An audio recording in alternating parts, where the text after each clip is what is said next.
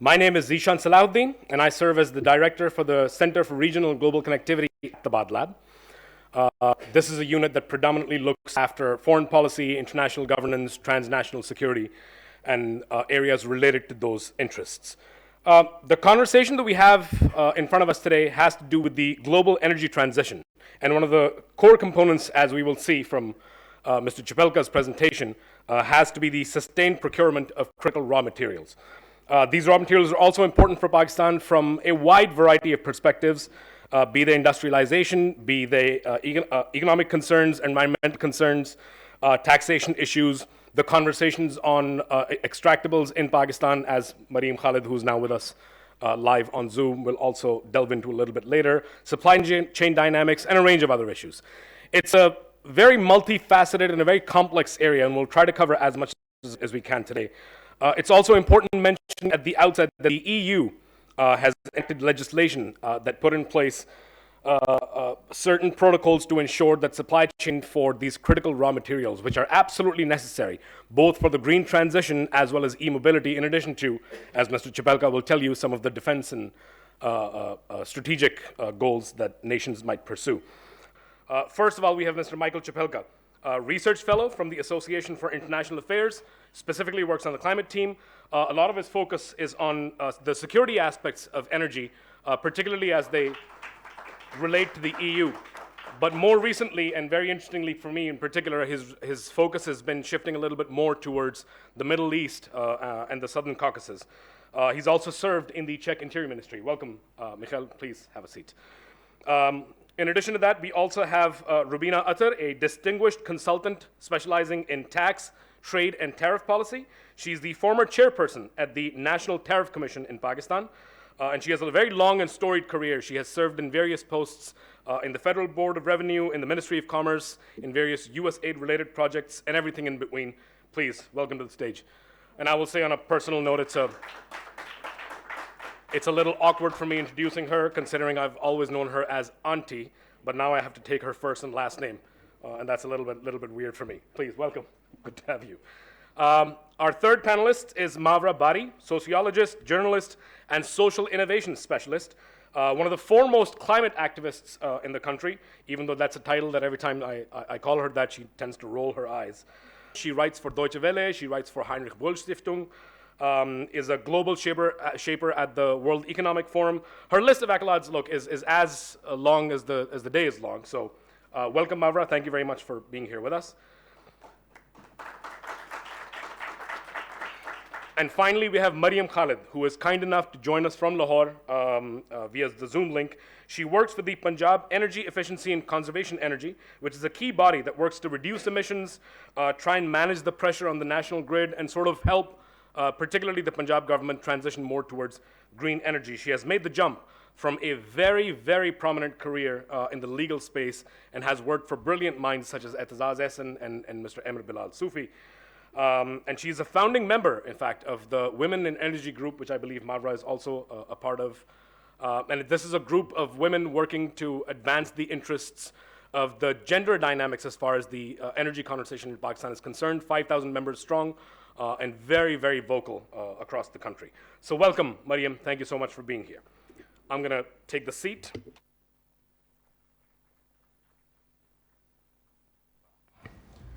Once again, thank you very much, everyone, for coming. I understand some additional people are going to be trickling in throughout the course of the conversation. We'll have this chat for about an hour. We'll save a little bit of time for some Q&A, and then that will be followed by lunch. Please do join us for that towards the end of the program. Now, as I said, this is a very complex topic because Pakistan is a country that is resource-starved. It is the third most affected country by climate change in the world, according to the World Food Program. Other lists put Pakistan between 6th, 7th, or 8th. We also have a huge issue as far as our revenue generation is concerned.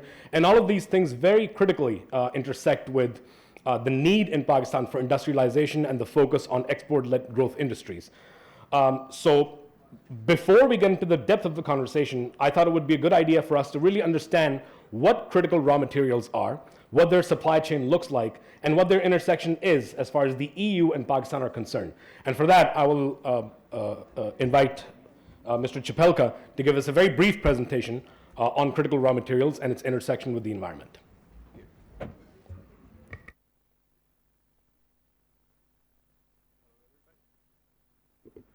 Hello. Yeah. So thank you first of all for inviting me here to Pakistan to be able to talk about critical raw materials that I focus on as a member of Association for International Affairs. And thank you for bringing this, in my opinion, quite important topic on the table. My goal now will be to just shortly present short introduction about the topic to somehow fuel the discussion that we will continue with. So, first of all, I would like to raise the question and the importance of critical raw materials and what is everything inside this topic. As you can see in the picture, there are more than 30 critical raw materials, so the topic is way too wide to be able to mention everything in the following minutes. But the important thing is that, as you can see, that these materials are critical for the technologies that are key for sectors that will be growing very fast in the following years and decades. These materials are important for our goals to become less dependent on fossil fuels and more, let's say, independent on and to be able to fulfill our goals in terms of energy and environmental goals described in Green Deal, described in SDGs, and so on. So, basically, for every material and every element on this table, you would need its own policy to basically secure the needs of the country or of global needs of the society. So, as I said, it's very broad topic, and it's not the topic that basically brings something new. It's not something that will happen or is going to happen. This need for the new materials, it's already happening. We can see it. We can see it on the graph that basically shows that since 2010, the consumption and demand for some of these materials grew exponentially, very fast, fivefold actually, in some cases. And that means that we are already in the middle of some trend that will be shaping our world in the future. And we can see that the following years and decades will continue with these growths. In some cases, we can expect that in the following 20 years, the consumption of the most critical raw materials will grow even 40 or more times. At least those are the projections that we can or have to work with. And why are we talking about basically this long-term scale? It's necessary because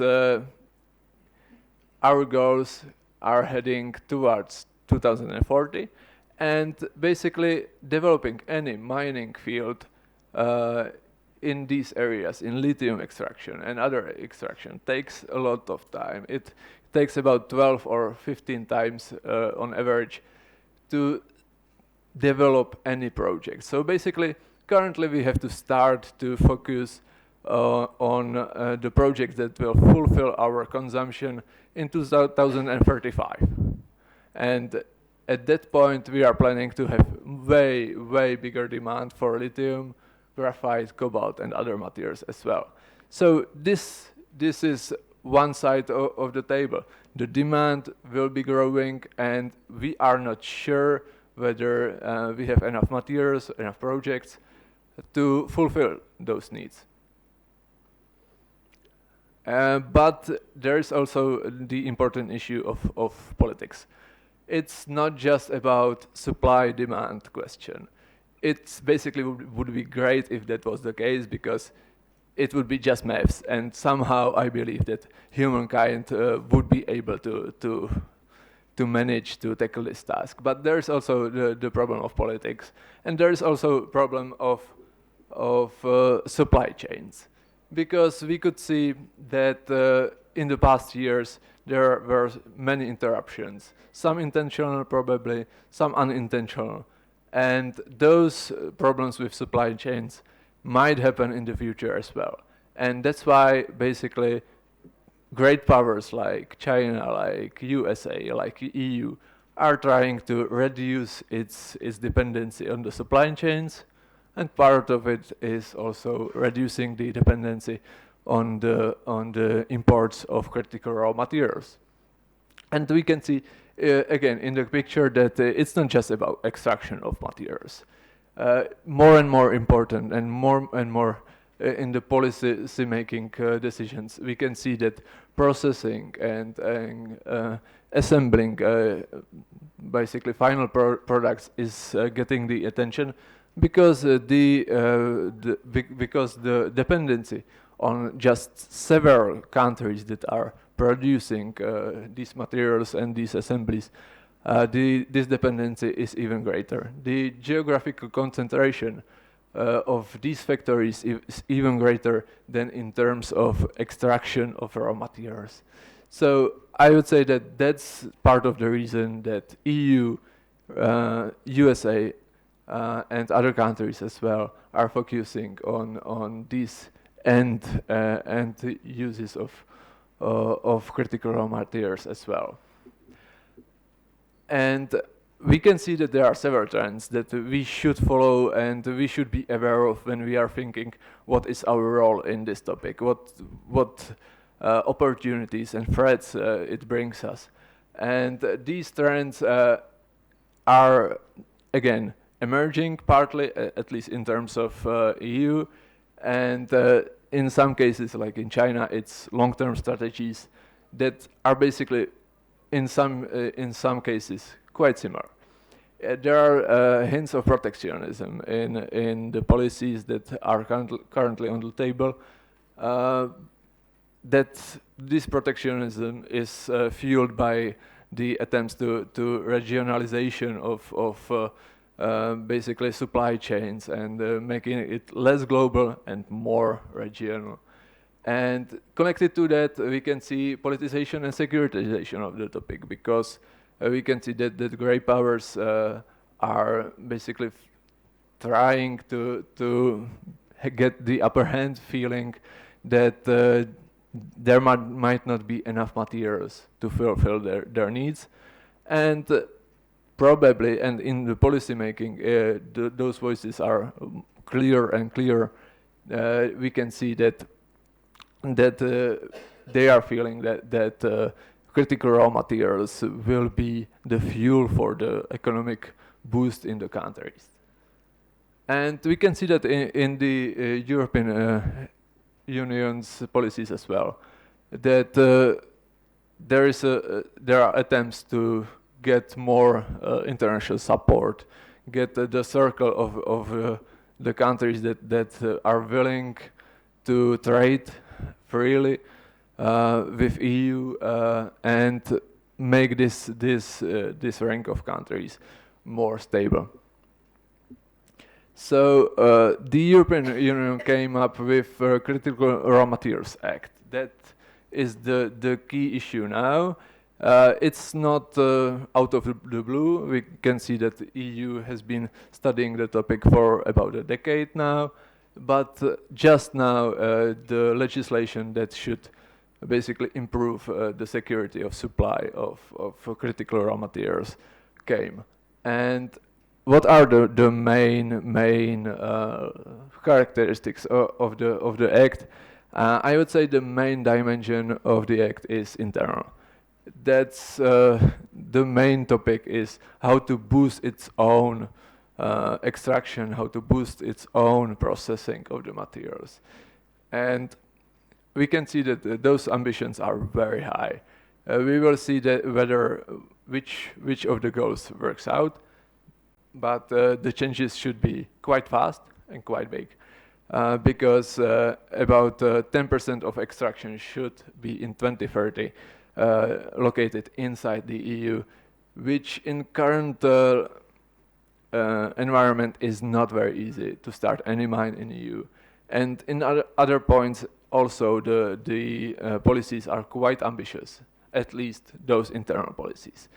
The one maybe more important for foreign countries, and I would say more achievable, is the goal to diversify imports of critical raw materials into EU, and that way that basically maximum of 2/3 of the materials should be imported from a single country. It seems to be quite achievable, but still I would say it's ambitious, and it brings to third countries some opportunities, I would say, because there for sure will be some attempts to diversify imports from basically China to the third countries. We will see how the funding and basically policies will be looking in particular. It's not clear yet, but I believe that there will be room for third countries to get some support from the EU to achieve this goal. And there are also other initiatives that basically show the trend inside the EU of more regionalization and higher attempts to politicize and securitize some issues. We can see growing tensions between European and Chinese company inside electromobility. We can see that the EU is trying also to in different areas to basically diversify from Chinese imports. We can see it in Chip Act. We can see it now in the acts focusing on the medicine supply and so on. Now, this was just short overview what critical raw materials are and current trends and maybe policies what they are. Now, what that brings us, I think that's the key issue that we should focus on as Pakistan, but also as Czech Republic, because what does that bring us? Opportunities, threats, and I think first of all, to somehow adapt to these policies, we have to and be able to be, let's say, winners from these policies. We first of all need to know what do we have, because when we want to extract any material, it's time to know how much there is, the volumes, how much it would cost, not just money, but also what would be the cost for the environment and societies.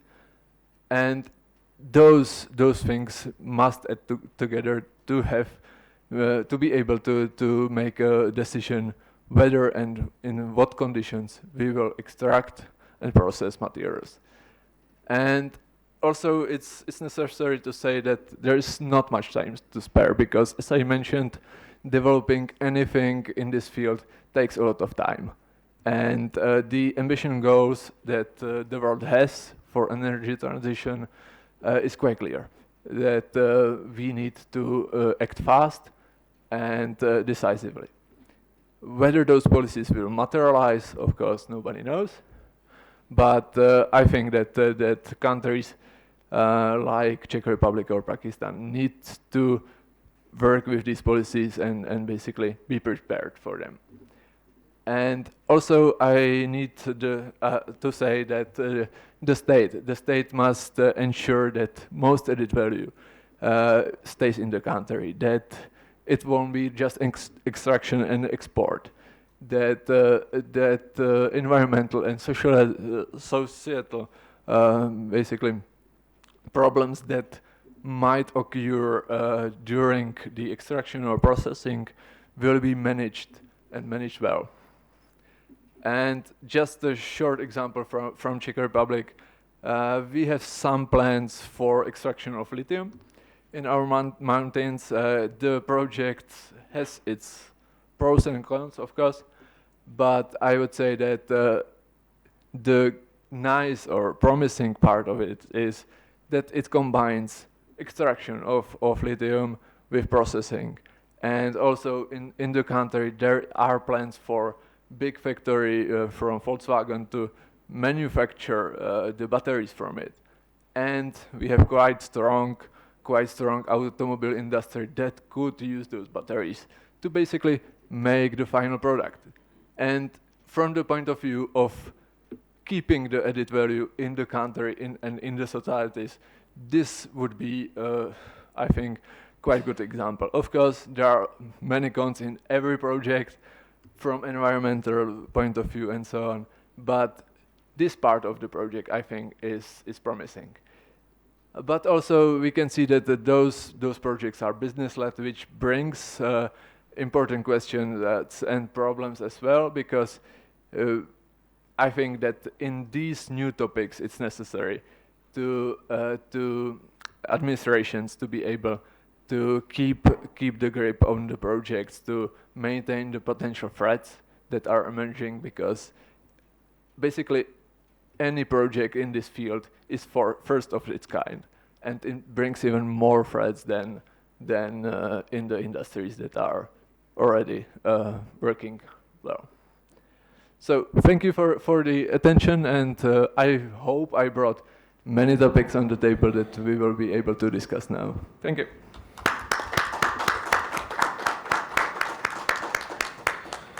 Thank you, Mikhail. As may be apparent from his presentation, it's a very complex topic that has a lot of floating components, and we'll try to get into them as much as possible. Just a couple of points that I wanted to state here. Critical raw materials, of course, now I hope the audience understands, are those items that a country might need but cannot necessarily always acquire, and it's going to be the new battleground. In fact, I think both Mikhail and myself are fans of Mr. Chris Miller, who wrote Chip Wars.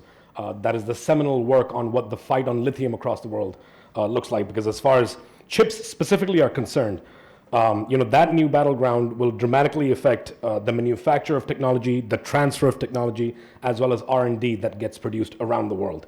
Not to mention that Pakistan, needs industrialization. It needs to revamp its tax sector. It needs to also bear in mind some of the requirements that might exist, for example, by the EU in terms of managing its critical raw materials, both in terms of export and national usage. And for a country like Pakistan that is actually fairly rich in natural resources, this is a critical area for concern for us. And lastly, of course, and this is something that I will ask Marva to weigh in as well, has to do with the country's energy security. Because one of the key things that we have to do as Pakistanis is to transition the country on over to green technologies. The World Bank estimates somewhere north of $348 billion needed between now and the end of 2030, just by Pakistan, and just for resilience and for the green energy transfer. And keeping those numbers in mind, it's incredibly important for us to bear everything that Mikhail has shared with us today, and also to unpack some of the conversation that were some of the points that he's raised. So I'll come to Marva first. The European legislation, of course, aims to improve energy security across the EU. And Pakistan, of course, is a country that is energy insecure. We have installed capacity that is almost double of our carrying capacity. We have an aging electrical infrastructure. We have line losses. We have electrical theft. We have a range of other issues. And despite the situation dramatically improving over the last several years, particularly because of Chinese investment, it doesn't seem to have really had the kind of impact that we thought would exist by the time 2023 arrives. In fact, fuel, for those of you that don't know, happens to be the largest single import that Pakistan has presently. So I guess what I'm asking you is, what are the implications for Pakistan as far as EU's trade partnerships are concerned at the intersection of energy security?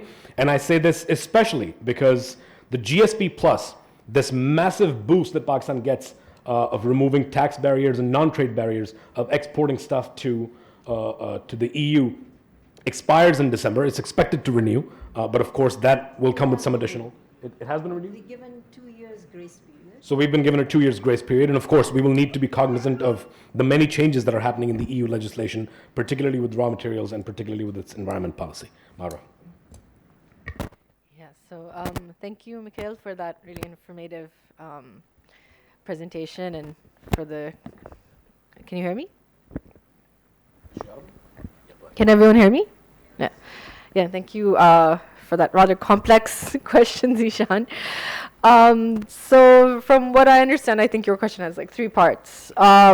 So firstly, I think with, like you said, the energy insecurity in Pakistan is a huge issue. And, other than the kind of like the injectable like investment we need for our clean energy transition, even bolstering our current energy infrastructure is a big issue. But first, I'd kind of like to go into the Critical Raw Materials Act first, just to kind of, Mikhail really explained it really well. But I think to understand where Pakistan kind of fits in, I think we need to understand that a little bit as well. So basically, from my understanding, it is part of the Green Industrial Plan, and it also is part of the Net Zero Industry Act of the EU. And what's really interesting is that even though the extraction part is very, very critical for it, EU being, I think, probably one of the truest circularities that we have currently, I think that's a big part of the puzzle as well. And I think for countries like Pakistan, where our net zero is really not even in its nascency, it's, we're really, really in like a, fetal kind of situation with it. I think it would be really wonderful if the EU, as a part of good faith and kind of, this kind of multilateral kind of exchange, for the possible, the extraction that will happen here, because unlike, the Czech Republic, where you have infrastructure for processing and doing your own manufacture of parts and renewable energy equipment, we don't have that capacity or that infrastructure. So I think it is kind of the onus of developed countries to also build that circularity infrastructure to begin with, which will in turn, give Pakistan that support to hopefully one day manufacture our own, our solar panels, wind turbines, chips, all of these things, because I work with clean energy companies as well, and the number one problem, especially with the economic instability, is that lots of companies can't scale up because it's so expensive to export, it's so volatile, you can't even do proper projections. So valuations for companies is quite a big challenge. On the GSP side, I think it was back in 2021, I wrote an article about Pakistan's GSP Plus and basically the labor conditions, because GSP Plus, it has, like you pointed out, Zishan, lots of stipulations of what constitutes, a country getting that kind of support. And I mostly studied Faisalabad as a case study, particularly the textile industry. And I spoke to labor unions, laborers, and people who work within the security framework. And I'm sad to say, was not looking very good. Lots of violations. I think hardly out of the 36 kind of stipulations I studied, only like 2 had security that was up to par. So this is a big problem when you talk about critical materials, because you're not only talking about labor security now, you're talking about the security of fragile ecosystems. How do we secure all of those things? So I think this is like a very, like you said, very, very complex, incredibly complex. And as we know with the climate crisis, each action has an exponential reaction. So yes, we do need clean energy transition. Of course, it's a big part of it. But I think what is really needed is not just renewable energy. That's one part of it. It can't be all of it. We need to look at nature-based solutions. We need to look at indigenous solutions and wisdom. And also, I'll go into this a little bit later, but I think for developed countries, the possibility of degrowth models is very important, coupled with, of course, the clean energy transition. So it's not just about just switching one energy network for another, but actually decreasing our reliance on energy as well. So I'll leave it there, I think. I think that answers all 3 parts of your question. No, and I do apologize, and to my other panelists as well. None of these questions are going to be simple. They're all going to be multifaceted and fairly complicated. Yes, thank you, Mavra. I agree with the majority of the points that you've raised.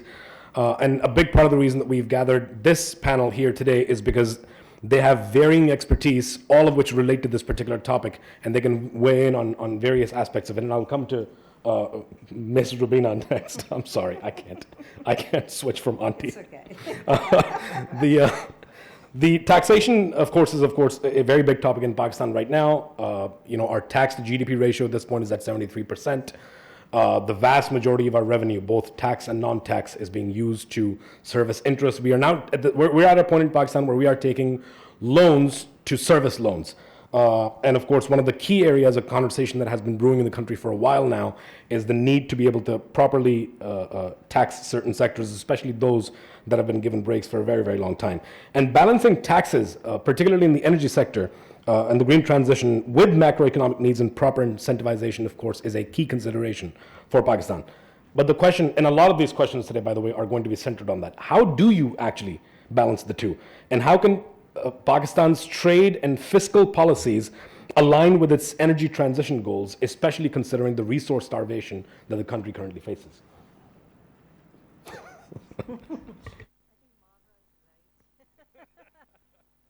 But anyway, I'll try to give simple answer and a very, since I had been in the policy making for the last many years, so my answer would be from the policy perspective.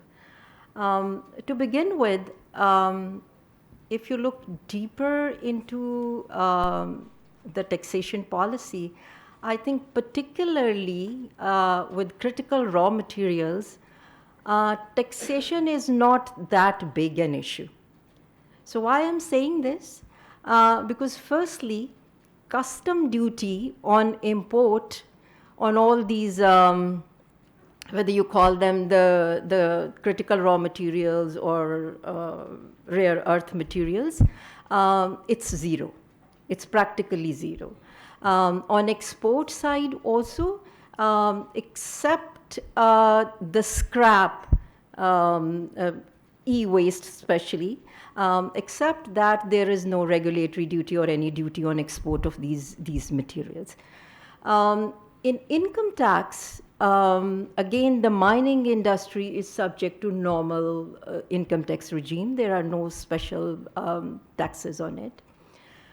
In terms of concessions, mining industry do enjoy many concessions. In customs, all the machinery and parts are tax-free. In income tax also, there are special concessions for mining industries in terms of their profit. Their profit is only taxed when they earn actually net profit. So there are many concessions already within the taxation structure for the mining industry and also trade of these critical raw materials. So I think the generally question here is how, just as you said, in terms of how to balance this out, that this country, of course, need these critical raw materials for finished goods. But at the same time, I think it's very important to note that at this point, the general concept of, protectionism would not help Pakistan. And why? Because in two ways we can see this. First, that we are not at that stage of technological development where we can produce the finished goods, right? And secondly, in terms of trade, we are very insignificant. If you look at the data of import-export of these raw materials, it's very insignificant. So which means that we don't have a market for these materials or for these technologies. So as you said, where the fiscal policy or the taxation policy can help, I think that's to develop a market here in Pakistan. We actually have no market, we have no concept of these materials. I think if you ask anybody, there would be many few people who would actually know what these materials are and what their uses are. Yes, it's true that recently this wave of alternate energy and energy transition is in place in Pakistan, in debate, in circles, at the policy level and at the manufacturing level also. But on there, we also at the very, as Mavra said, at the fetal stage, very initial stage. So what we need is to bring that awareness and create that market. And how the fiscal policy can create that market. Yeah, I think, and for the market to develop, there is a supply side and there is a demand side. On the supply side, of course, mining is one option. And as we know that I think we all understand what are the issues in our mining industries. It's highly capital intensive and it's highly technology intensive. So right now there is need to incentivize this. Another option is recycling. We have seen especially for the e-waste, there are very small units coming up in Karachi and in other parts of Punjab, where they use many hazardous ways to extract these critical raw materials from the e-waste. So that's the supply side, but we know where the supply side issues are, and I think the fiscal policy can help in those areas by incentivizing transfer of technology, either for extraction or for recycling. And we have and I think there is need, and we have identified few. Recently we did one study where we identified few, but of course there is need to further study that and identify which technologies are important to use in both the investment. On the demand side, I think, as I said earlier, because it's a very limited small market, we have to create demand for not just for these materials, but also for the technologies. And again, the fiscal policy can help in that by incentivizing those technologies. So that's, I think, is the way to go forward. We are not at this stage to develop any finished goods, but I think this EU Act or these new legislations that are coming, it's a big opportunity for, as I think Michael said, for countries like Czech and Pakistan to use this as a possibility for developing the markets. And I think all these regulations, and they can help Pakistan in a way that with collaboration with Europe, it can achieve those, or it can get those technologies and financing, and in that way become a sustained or a secure supply partners. So initially, I think from the taxation point of view, the current policies that we have should continue. We should not be protective of the raw material that we have. In the first place, we right now we don't have any as such materials, though there are studies to show that there are some reserves, but it would depend on, as he said, that it would depend on what how much we have and what other matters we have. And I think that Pakistan should use this as an opportunity to become first the supplier of raw materials, and then at the later stage supplier of intermediate goods in those finished products. So that would be the way to go forward. Yeah. Just wanted to add something. Sure. Sure, please. Yeah, I mean, I think what we even like, you know, you were talking about the demand side for renewable energy, and I think like Pakistan has a really interesting case study when it comes to solar energy, because the household level uptake, even now we're seeing some PPAs with the public-private partnerships for PPAs.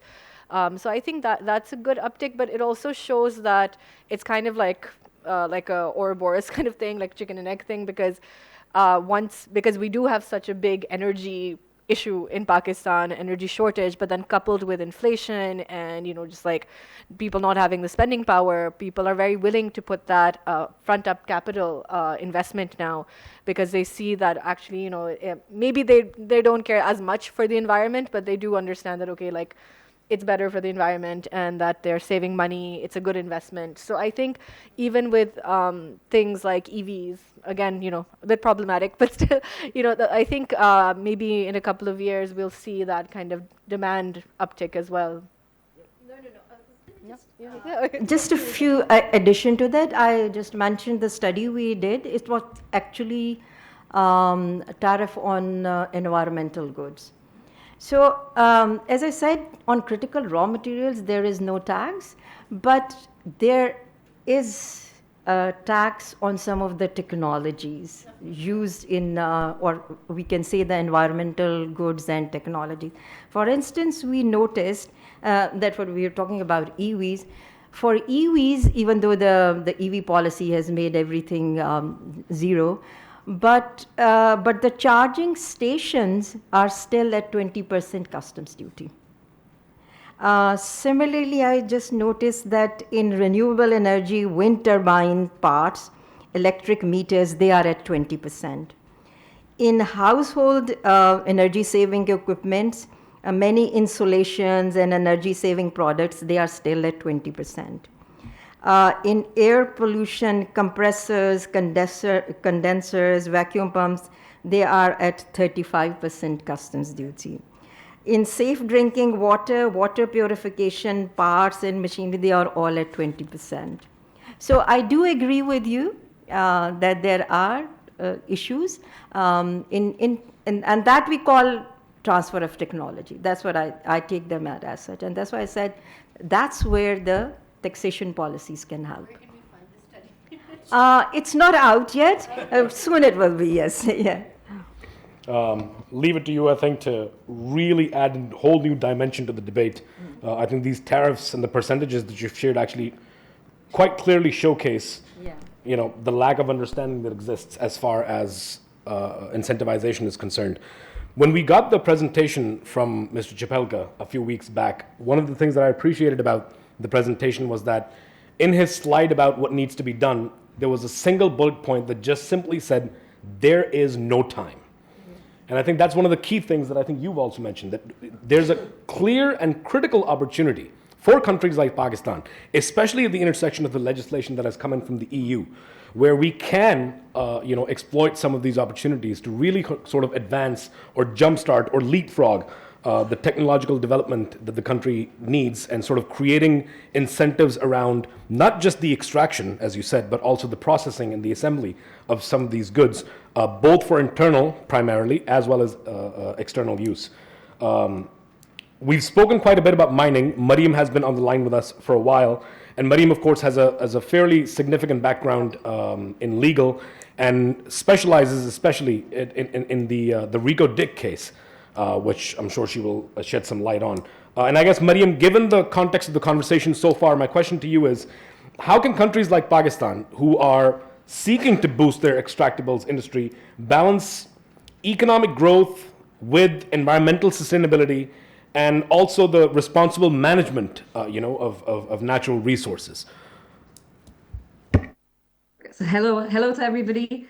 Thank you for having me on this. This is an area very close to my heart because I worked very closely on the Rico Dick case, and it's a bit unfortunate to see that the key problem, one of the key problem I saw in that, I believe we haven't addressed it. We have to understand that the extractives industry is an industry which has very lengthy projects. We're looking at longevity of like 25 years, 30 years. With something like that inside, even if you've ticked all the legal boxes, you have to have a social license to operate.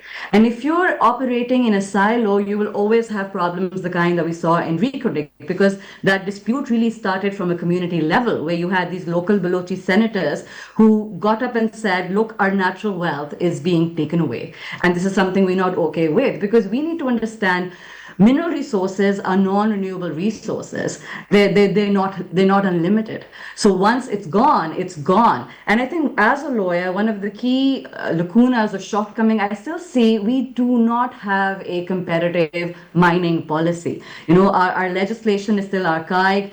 Our energy policy does not reflect the energy transition. And as we were told initially, all these minerals and metals probably could have their own individual policy, because all of them have different usages. All of them would attract different taxation, percentages. But the first thing is to recognize that you don't want another dispute like Recodic to happen again, because we are sitting on limitless reserves, but we need to have our own independent verification of that. So the first thing I would recommend is that we really need to kind of invest in our own research where we have an idea of the kind of reserves that we have, and then create policies which individually market those, because we could have all the investment in the world, but if we are not getting value addition out of it, then we are sitting on another resource nationalization potential, because this projects like these turn into breeding grounds for problems like these. So I think that is very, very important, because look, we have to understand, and I'm glad the Ministry of Foreign Affairs has taken an interest in it. This area is very much a foreign policy area now. Energy security will always include mineral security, because we are in a very mineral intensive transition. You know, your last transition was fossil fuels oriented. This one is heavy on minerals. So as you said, there's a whole list of critical minerals that, aside from, I'm guessing, chemical students or engineering students, no one else may be familiar with it. So it's really important for us to understand, and I am a big proponent of local manufacturing, because Pakistan traditionally has not been a manufacturing country, which is why this conversation is so late in the day. With China, I would imagine they had their policies in place in probably the 80s, because they think in generational terms. Even US kind of lost out on the race a bit, and in the last few years, they've really picked up. And the US Reduction Inflation Act, both of those acts really focus on investments in critical minerals, because they want to ensure that they're not held hostage by China. I'm sure you would be aware of the tech wars that was happening between China and the US, and I think even recently there was an export embargo, on germanium and gallium, and both these elements are heavily used in laptops, smartphones, semiconductor industry. So we're very, very late to the race, but I'm glad at least we're talking, because we could provide an additional market in addition to Latin American countries, which have a very big mining industry, as is Australia. Because bear in mind, I think even Afghanistan may have had more of a research done into their own mineral reserves by the USGCS, which we haven't as yet. So I think that would be the first point for me, that we need to start focusing on local manufacturing. And I understand and I agree with Dr. Rubina that we're not in a state right now where we can have a downstream industry, but we need to plan for it now. Because Mavra mentioned that we've had an energy crisis. I work in the energy sector, and I know how much of a struggle it's been for solar companies, because they're constantly dependent on dollar fluctuations. And why are we not producing our own solar panels or allied equipment? Because we're not mining. So I think at the government level, they need to understand that the mining industry has such a critical role to play, in the energy transition, and we need to really set them up on their own so that they're feeding into these other sectors as well. And I think that would be my starting point. And as I said, this is a work in progress, because you asked how can we balance these environmental concerns with the undoubted need for these minerals. I think it's a work in progress all over the world, because mining unfortunately has had a very negative reputation. But we also have to understand that our history and this industrialization is built on mining, whether you take the Iron Age, whether you take the Bronze Age. It's just that, of course, now we need to know how to do it sustainably. And that's why I also really like Dr. Rubina's point of recycling. There is no way we can mine to reach this demand, to meet this demand. I have this list in front of me, and these are projections that came from IEA and the World Bank, that we're going to see a shoot in demand of at least 506% for lithium, 460% for cobalt, 417% for graphite, almost 200% for indium, and the list goes on. So it's possible for you to mine this. So we need to, on the side, also create a recycling industry so that we are at least making use of these. And yes, I'd stop it here and then see if there are any more questions. Oh, given everything that you said so far, Mariam, I assure you there will be more questions. There's no question about the complexity of this topic and the areas that we need to get into. Yes, please. Thank you for your remarks. As far as I heard, it seems quite clear that the creating the market either for export or also for demand of Pakistan is key now. Now, as far as I see it, in terms of mining, we are in what-if scenario in Pakistan. We are still unsure whether there are enough reserves. But in the recycling, some infrastructure already exists.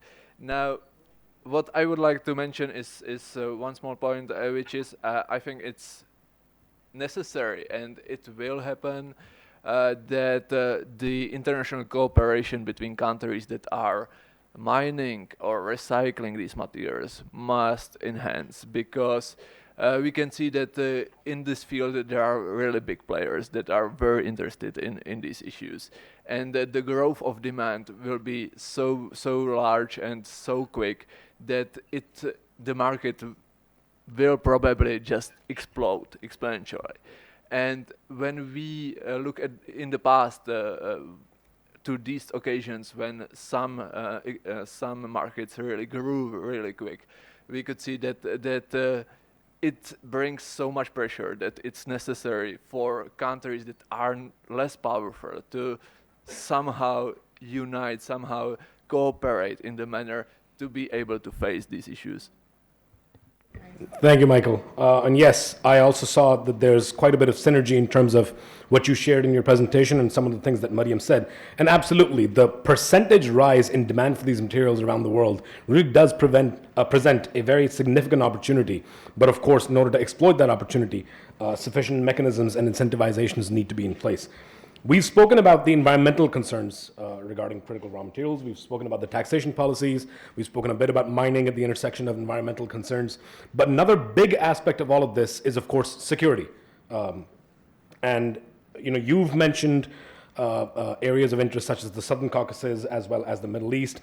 The GCC and the Karabakh region particularly, of course, is a very significant interest and a value to Pakistan.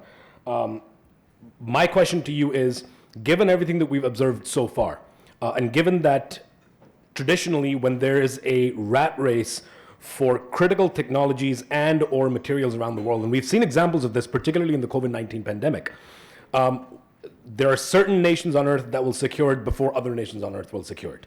So politics and geopolitics plays a massive role in this. How do you see that unfolding as the demand for this skyrockets, especially for countries that have additional resources, legislation, and policies in place to be able to secure their supply chains versus countries that do not? Thank you for another complex question.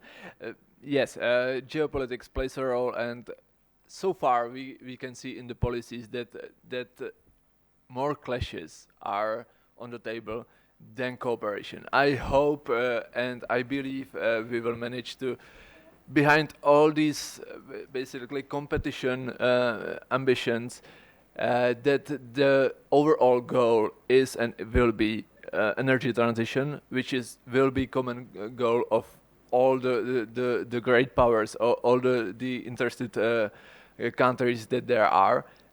That will be the main motive, because without that we are just in the state of clashes and in the state of unlimited competition, which can bring a lot of negative issues. So I do believe that still these issues are at the stage where we can manage to extract, refine, and manufacture enough materials to fulfill our at least basic goals, so that this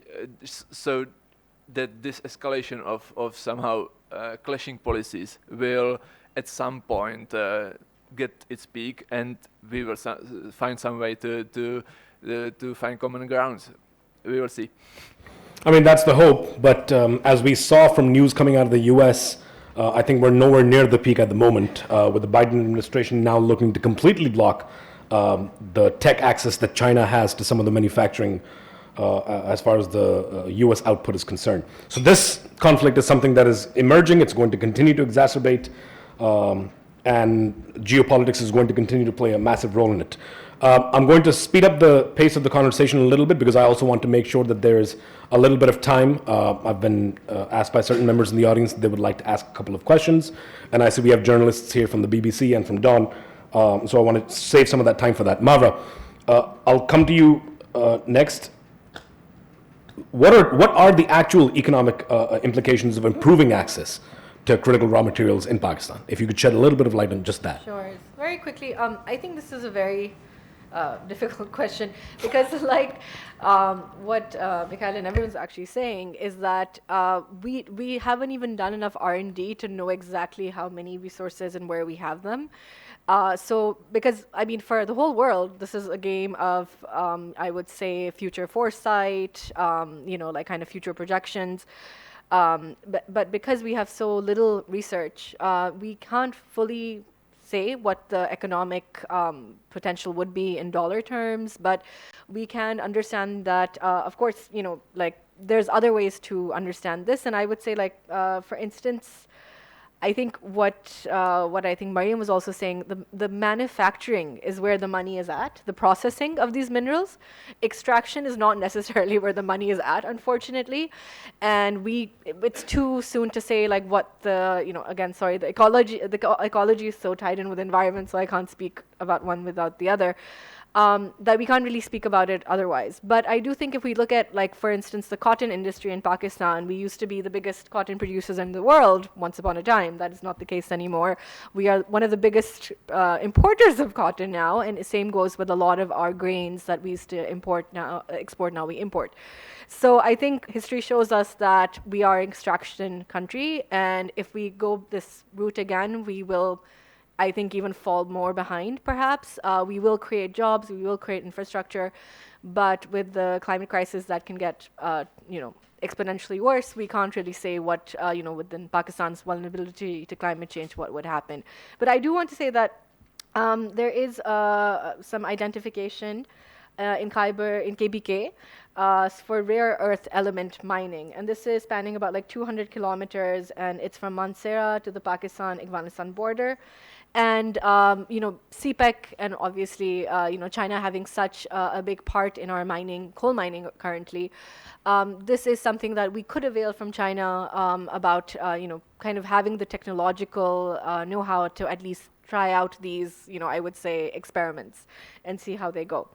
But I think, of course, like the mining industry, if we can technologize it, digitize it, make it safer, we have to stay with the clean energy transition as well. We can't, not be a part of it. So I think it has, economically speaking, we should definitely do it, but do it with lots of planning. As Mariam was saying, having a proper policy in place, not just for mining of minerals, but each mineral and what our capacity would be. And I think that's actually Sorry, Zishan, can I just build on something that Navra said, if we have time for that? Yes, absolutely. But Mariam, I'm coming to you in just a second. Actually, my next question is to you. All I wanted to say was the Khyber thing is actually very, very significant because, as we saw from Mr. Chapelka's presentation, light and heavy rare earth materials are actually the most important and the least available across the globe as far as critical raw materials are concerned. So if Pakistan is able to actually exploit that, that goes a long way towards, both helping the country's industrialization, its tech manufacturing, its extractables industry, as well as revenue generation. So that would be very good. And so much of the conversation that we're having today, Mavra, has to do with the balancing act, because Pakistan is a resource-starved country that is also deeply affected by climate change. And we have to find this odd balance between wanting to transition to the green energy while at the same time requiring fossil fuel energy in order to be able to actually boost our industrialization. That will likely continue to happen over the next several decades. So it's a weird balancing act that we kind of have to do. And Mariam, you can respond to Mavra's question. And in addition to that, the thing that I would like you to shed some light on is, in the context of everything that we've discussed so far, where do we go from here? What are some of the potential pathways forward? And more importantly, I know there's a particular point that you and I have previously already discussed that you didn't manage to finish in your previous response that I would like for you to shed some light on this time around. Okay. Responding to Mavra first, I just wanted to build on it. China, that we take as an example, because China has the monopoly on rare earth elements, China has the monopoly on lithium. We also need to understand China does not necessarily extract all of them. China processes all of them. So for instance, if I look at the list in front of me, you're getting majority of copper from Chile, nickel from Indonesia, cobalt from DRC, rare earths, China, lithium, but all of them are being processed, majority in China. So processing industry, I just cannot keep on emphasizing the importance of it again, because look, I mean, I have the example of Botswana and I believe one other African country, and both of them are very close in proximity. One did really well, I think Sierra Leone. So Botswana managed its mineral industry very well, became like a world leader in diamonds. Botswana couldn't do that. So it's so important because there is a term that economists would have heard of. It's called the resource curse. Even if you have the resources, but if you do not manage them prudently, they end up becoming, unfortunately, one of the reasons for your downfall. One of the reasons for corruption, one of the reasons for the finances and the economics not trickling down to the indigenous communities, and at times leading to civil wars. So these are things that you have to balance very carefully, especially when you're looking at the terrain of Balochistan, because when you're looking and talking about rare earths, that is one of the places where we first discovered there were rare earths, which is why I believe it's one of the reasons why Barrick Gold's interest, thankfully, in it was revived and they came back into the country. But I keep on coming back to it. You have these reserves. The important thing is to be able to use them for the next 25, 30 years for the benefit of your local communities. Because if you do not have projects where you have local communities empowered, they will not let you complete these projects. I mean, you can see the kind of insurgencies we've had in Balochistan with oil gas pipelines being blown up, because this is something that they have always felt so strongly about. So even the example that Mavra is giving in KPK, yes, I've heard about it too. And I do believe there's intensive lithium research going on with the assistance of China in one of the leading universities in Islamabad. Maybe it's NUST, I believe it is. They're setting up a center for it. But you have to come back to your key documents, which is having policies, which have this, which have clarity on what are you going to do when you find these reserves, how are you going to utilize them, what are the kind of corporate taxes or royalties that you're going to have for them. I mean, I could give you examples of what the royalties were for Sendak and Ricodic, and they were pretty meager, So look at the economics of the project, and then look at what you're getting in return. And as I said, I think social license to operate is one of the key reasons why some projects have just never taken off, in spite of holding so much potential. So when you ask me, how do I see this going forward? What can we do? I think we need to really start treating this as one of the most sectors to inject in, whether that's through education, whether that's awareness. This needs to be a national level narrative going forward. When we speak about energy security, we have to speak about mineral security. And again, this is not a sector that's going to be confined to coal, because traditionally that was the example. You heard of mining and you thought of coal mining, or you thought of artisanal mining. Mining right now all over the world is $1 trillion industry. You're looking at asteroids for mining, you're looking at deep sea for mining, and we haven't even started scratching the surface of what we already have. So I think for me, going forward, the first thing would be you really need to equip your engineering schools. I know there are some schools in Balochistan, there's UET in Pakistan, but when I ask them about how many number of engineers are we getting per year, the number is shockingly low, because traditionally they've never been able to find meaningful employment. So I think these are the schools that you need to hit, and you need to create this as an interdisciplinary field, because you don't just have engineers in mining, you have your financial analysts, you have your policymakers. This is a very technical field, but it's an interdisciplinary field, just like energy is. So for me, one of the reasons why the way I would like this dialogue to continue forward is for it to be really treated as a foreign security matter. That you need to have this, because as you said, Zishan, yourself, your energy sector, power sector, unfortunately, is one of the reasons you are in such a terrible balance of payment deficit, because half of your your GDP, half of your the money that you spend goes into importing fuel, goes into importing energy equipment. So this is critical. I mean, if you really need to come out of this economic crisis, you need to create these industries where you're locally manufacturing. And yes, we can talk about downstream industry taking some time, but at least start. Because if you don't start now, 10 years down the line, 20 years down the line, you're going to be in a similar position again. So for me, I think one of the key takeaways of this is to really ramp up, the dialogue. And again, provincially, in provinces as well, because we have a unique position where, of course, you will have this continuous battle between who do these resources belong to. So you kind of need to have clarity on this, and then invite investment in, because it's really not the investor's fault if you don't have your homework done. And this is also what you need to understand, that 10 years down the line, you cannot rescind a contract just because you didn't get a good deal. That's again not the investor's fault. So for me, the key takeaway is to really get these documents right. And you need to have like high level meetings on this with local communities, not in silos. Because I do know there's a semiconductor plan in the making. I don't know if you're aware of it, but I did hear a couple of months ago there was a committee formed for it. But again, these projects involve lands with different ownership. So you need to have a very clear plan of how this is going to work. Or I'll just give you a Recodic example again. If Recodic project had taken off, you had a mine which was going to be operated for 56 years. That's the average lifespan of a project that big, 56 years. So, I mean, it's not as if things are perfect right now. I think for me as a lawyer, a lot of it goes back to getting your policies and your legislation right, and then for them to also then hold the fort. You cannot change a policy 5 years down the line. You have a new government coming in, you're changing your policy. You need to provide that security, because these projects are very, very heavily capital intensive. And at the same time, you need to really ensure that your local population and your local professionals have the expertise to know what's in their interest. Because this is not something that you can rescind on 10 years down the line when you start realizing what the economic value of these minerals and rare earths are. And by the way, the name is a bit of a misnomer. It's not that they're rare in terms of being found. The extraction process is very difficult economically. That's why it's been called that name. I'm sure a lot of countries have the reserves, but whether they can really prudently utilize them will all come down to the right governance. That's what I would say would be my key takeaway. Thank you very much, Mariam. I think that was a very comprehensive response. And I think your point about investors is actually very, very valid, in that most investors, when they're coming to Pakistan, they have three primary considerations, right? The first is, of course, policy and political stability. The second one is always bureaucratic obstructionism. And the third one is institutional capacity. And I think of the three, the latter, the institutional capacity, is something that we need to focus on the most, especially if we aim to invite some of these investments into Pakistan. Dr. Rabina, I'll ask just a couple of questions left for my panelists. There's a lot more that I want to ask, but I'm also cognizant of the time.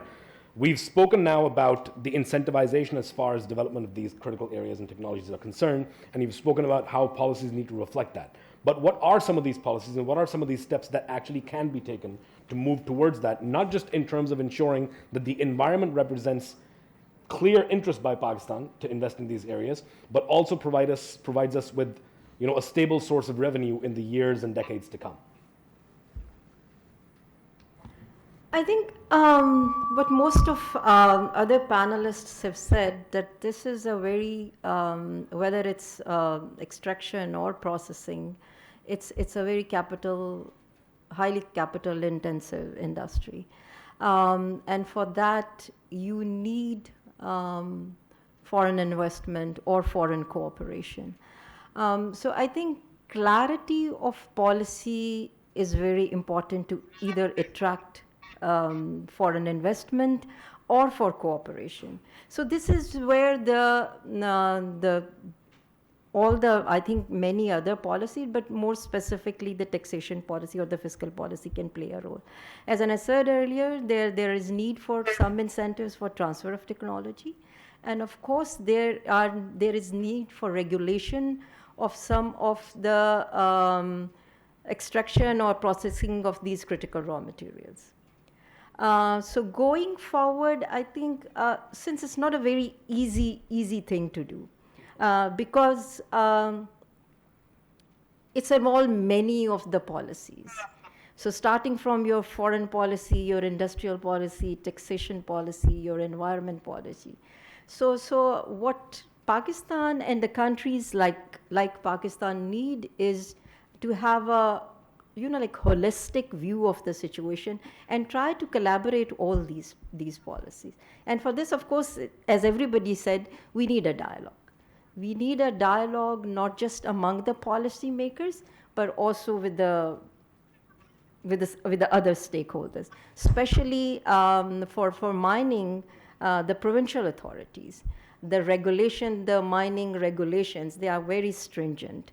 Land acquisition is very expensive. So I think these are the different areas where we need to go further, dig deep further, and build some consensus on how to come up with the final one particular specific policy for this.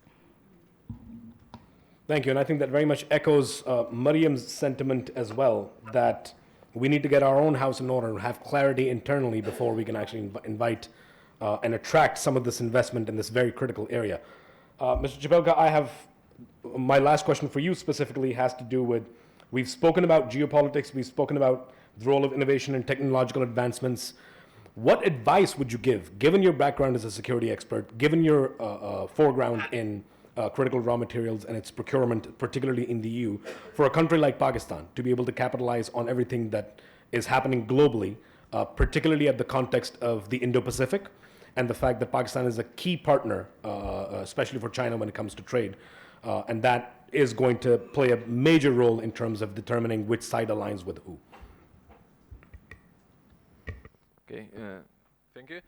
I think the main point I would feel need to mention already has been said, to basically make sure that if something profitable happens here, the societies profit from it.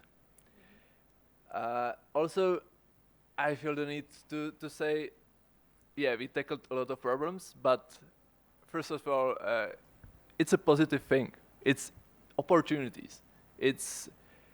There are more positive aspects of new business happening than negative ones. So I would advise that we all need to tackle this issue as a positive development that brings opportunities. And I think that Pakistan has its strong points. Its strong points in that Pakistan is not a threat to anybody. If the relations in this issue get even worse, Pakistan is not will not be the target of some clashes between, I don't know, US, China, or whatever.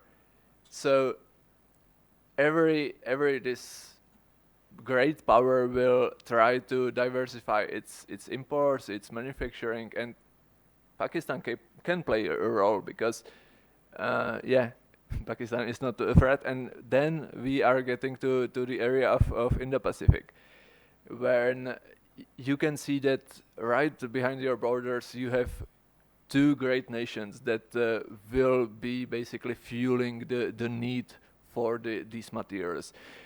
These nations, China and India, in all the projections, in all the scenarios, are the engines that fuel the need. And basically anything is manufactured, anything is mined, anything is assembled in Pakistan, those countries will have the need for it. Absolutely, and I think your point is very, very valid. India's economy, for example, already has surpassed that of the UK, and China and India are slated to be the second and third largest economies in the world, according to Merrill Lynch, by the year 2030. And they, being immediate neighbors of Pakistan, will very much drive the demand for, as well as I would say the narrative on critical raw materials, their extraction, processing, and manufacture. My last question to you, Mavra, and this is, I know, is a favorite topic of yours, and I thought I would just give you the floor to talk about it just a little bit, because I think one small aspect as far as the climate change conversation and the intersection with critical raw materials is concerned has to do with climate justice, an area that you specialize in, an area that you focus on. And I guess my question to you is, what kind of social and climate justice threats are posed if Pakistan were to move deeper into this territory? Thanks for asking my favorite question. So yeah, again, a few parts to this, and I think Mikhail kind of like touched upon it right now as well, that, you know, it's also like a question of resource equity, and I like to think, I think, you know, we forget sometimes that we're still kind of in a like endemic stage with the COVID-19. But I think being in the pandemic, that crisis, I think showed us a lot about the world, because the climate crisis is, of course, ongoing. You know, it's not like this microcosm for seeing how people act, because it's such a vast thing that, you know, is very volatile. But I think with the COVID crisis, we saw that there was a lot of, like, say, vaccine nationalism, right? And right now we're seeing this right now with the climate crisis, right? There's this, even this EU policy is basically a form of nationalism of resources, right? And we're going from a highly neoliberal, globalized state to, supply chains, kind of trying to go back into more kind of sustainability, more local solutions, because we see with the Russia-Ukraine war as well, that, having a global, like, huge supply chain can really have devastating consequences. So I think when that happens is, this can lead to a lot of, like, resource apartheid as well, right? And countries like Pakistan are usually ground zero for these kinds of things. And then, coupled with our vulnerability to the climate crisis, so I think it's, we have a lot to lose either way, I would say. So it's better to be at least be on the. Sorry, I sound so pessimistic. I'm not this pessimistic, I promise.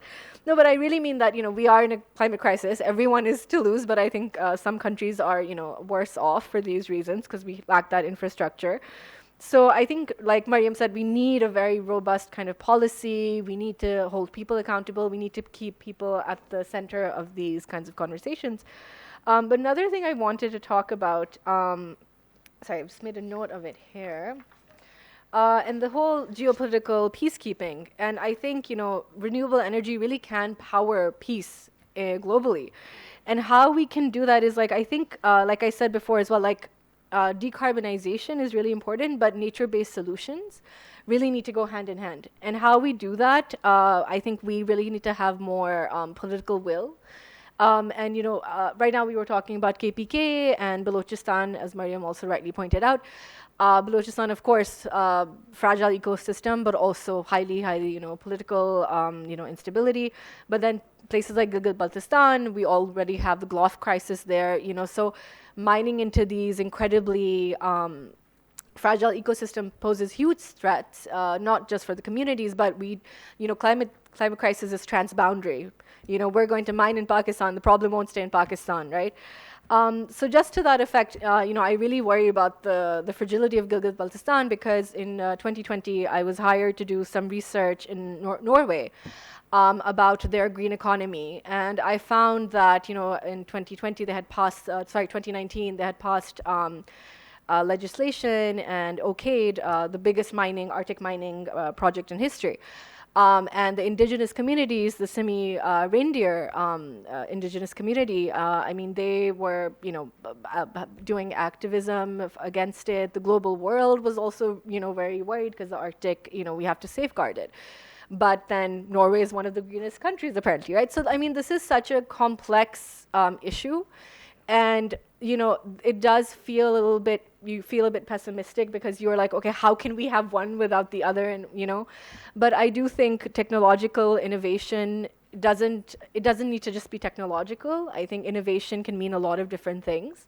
And I think we should really involve indigenous voices when it comes to these mining practices because, again, like innovation is not just technological, and we should listen to the indigenous wisdom of these people as well. So yeah, I think I'll stop there. Thank you, Mavra. And thank you for actually covering one other area that I wanted to ask you a question about, but didn't feel that we had sufficient time to do it. I'll open the floor now for just a couple of quick questions before we break for lunch. I know for a fact that Vaclav had a couple of questions that he wanted to ask some of the panelists. I, myself, personally, I am made of questions at this point, so there's any number of questions that I could ask the panelists. But if you have mics in the background, if you have questions, please go ahead and ask by name any one of the panelists up here. Here and then over there, please. Vaclav ko pehle de dein. Thank you so much for this super interesting discussion.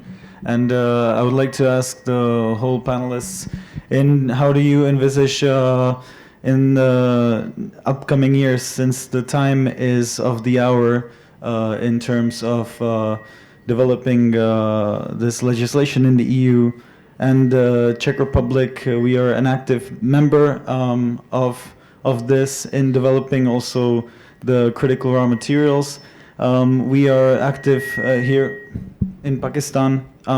We are anticipating a mining delegation next month, in coupled with Czech companies who have vast experience in this mining field for the past 40 years, also with Czech universities, technical universities.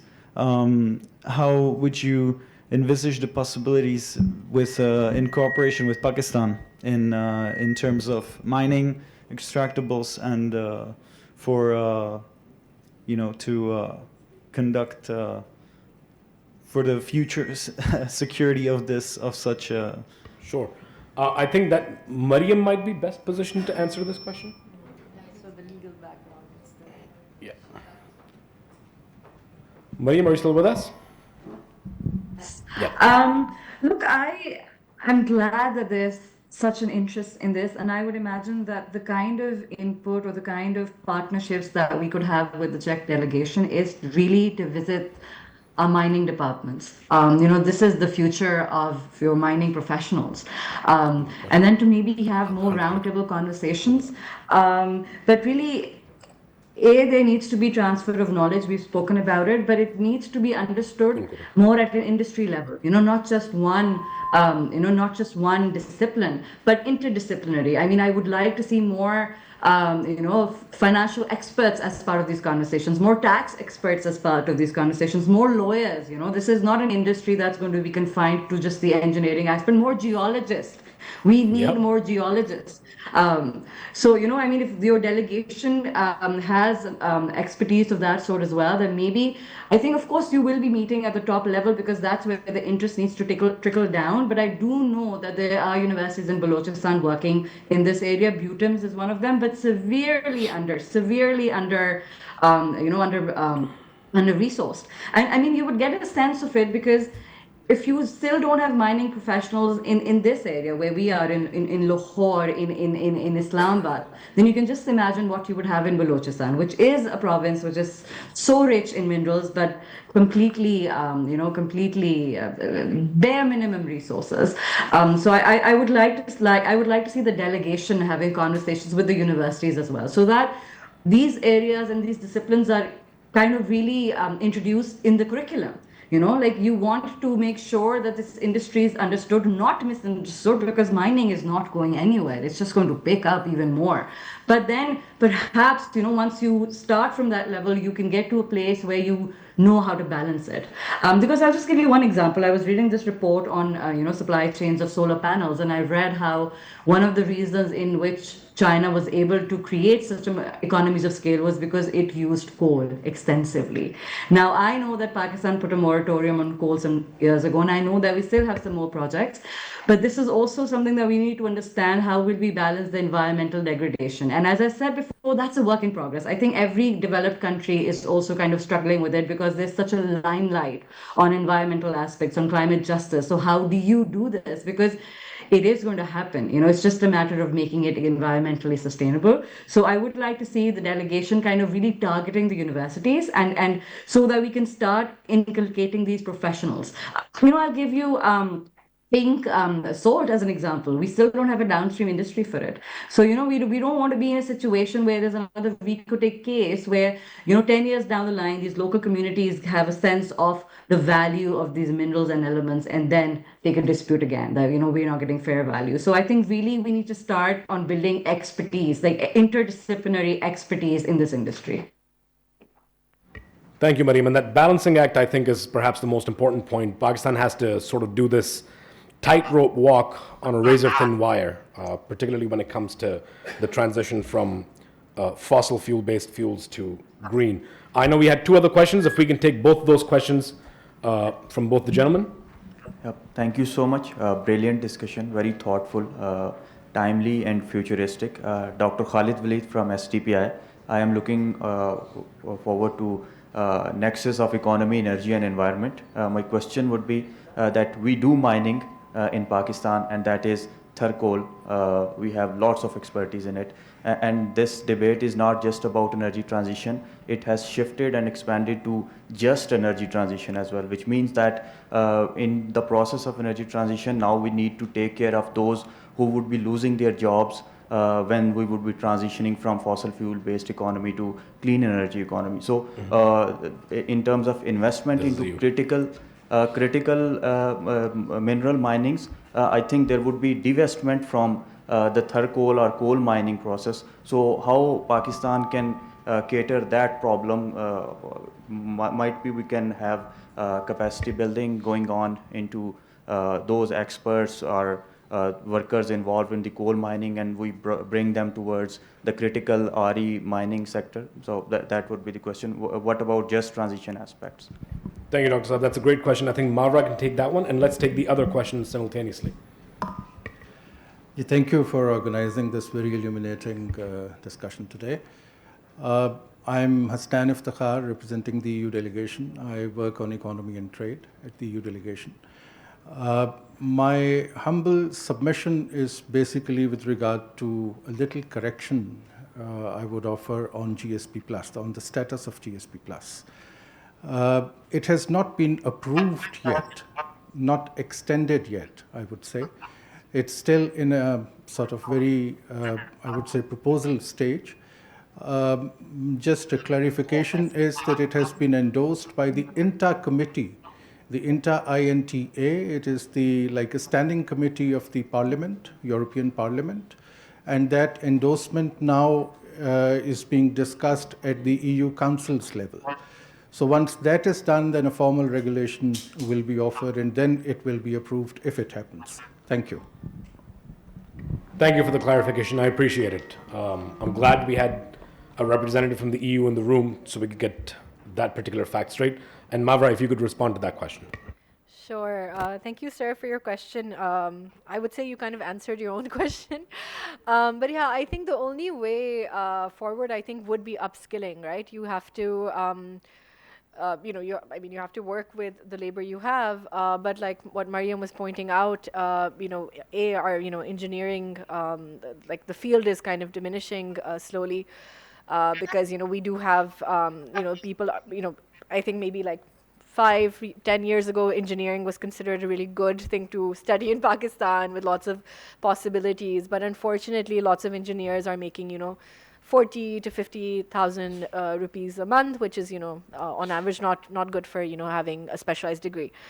That's why we're seeing a massive brain drain of engineers in Pakistan, unfortunately. And then we have the, the engineer bride concept also happening with women who are studying engineering, but not actually practicing. So I think this will be a huge challenge. And thank you for bringing this up. I think this is such a great point. But I think upskilling labor, the technological labor, but also, as Mariam pointed out, all mining processes are very different. Mineral mining, for each mineral is different. Coal mining is different. I do think, as with all transitions, unfortunately, I think a large part of maybe I hate this word, but unskilled labor, they're not unskilled at all, they're very skilled, but, but that's, I guess, how you call them. So I think that will be a massive crisis, and we do have to account for that. But I think on the technological side, the upskilling, the transferable skills will be very important. And I think China can help us there, I think, since they already have this infrastructure in place. It's just about like transitioning it. But I think another question would be, if we have more skilled labor, we have to pay them better to retain them. Because again, I think the brain drain is just unprecedented right now. And we have to have linkages between universities, vocational training, and even bilateral organizations, the government, to this industry, to the mining industry, and different facets of it. And I think the Planning Commission can play a really vital role in this as well as TEFTA, so these kinds of, and I think also including more women in STEM. We have to kind of also include women and encourage the women who are there's, I think, 30% of women who graduate from Islamabad, at least, are engineers, but they're not practicing. So we used to have doctor brides, now we have engineer brides. So let's try to, incentivize the youth so they actually want to go into these fields. Thank you very much, Mavra. Unless there are any other questions, I would like to invite my good friend, Mr. Vaclav, who leads the economic portfolio of the Czech Embassy, for his closing remarks. Thank you so much, Zishan. I would like to take this opportunity to thank everyone for coming, for being here, for the amazing discussion. We started talking with Tabadlab back in February to do a project of such sort. This is part of our Agenda 2030 projects, which we have started just a couple of years ago from the Ministry of Foreign Affairs of the Czech Republic. And based on this event, we would certainly like to continue this to talk about more important topics, equally as important as the energy transition. I would like to point out that in our panel, more than 50% are women, which is fantastic. We try to encourage this. In the past couple of years, I've been here for 3 years, we have been focusing on women empowerment. And we would like to continue to do so, to include more women in these discussions, which are crucial for our future. We have essentially talked about the next crucial 20 years will be important in this energy transition for the entire world. There will be problems, but if we learn to collaborate, communicate as we have now with all these amazing people, I think we have a good chance to be great success. With that in mind, thank you so much for being here. I do hope we continue to foster great collaborations in the future again. In particular, Zishan is such an amazing professional person, and I look forward to continuing this work in the next year. And thank you to Michal for coming here, for being so open, and for this fantastic presentation on the topic, which is very pertinent for us, Czech Republic, Pakistan, and the EU, and the whole world.